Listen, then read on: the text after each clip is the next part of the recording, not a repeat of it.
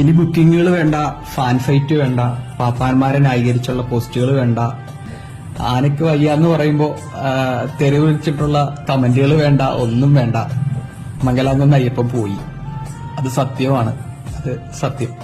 അത് ഉടമ നേരിട്ട് പറഞ്ഞു, മംഗലാംകുന്ന് അയ്യപ്പൻ പോയെന്ന് പറഞ്ഞു. ഹലോ ഹലോ താങ്കളെ വിളിച്ചത് എന്താന്ന് അറിയാൻ ശരിയാണ്, സത്യാണ് കേട്ടത് ശരിയാ. ആള് പോയോ? ആ പോയി. എന്റെ ദൈവമേ, അതൊക്കെ കേട്ടു, എന്താ ചെയ്യാൻ അതിന്റെ എല്ലാരും അതിന്റെ ഇതിലിരിക്കുകയാണ്. എല്ലാരും ചേർന്നുകൊണ്ട് എന്റെ പ്രാണനെ കൊണ്ടുപോയി, ചങ്ക് തകർന്നുകൊണ്ട് ഞാനും തളർന്നു പോയി.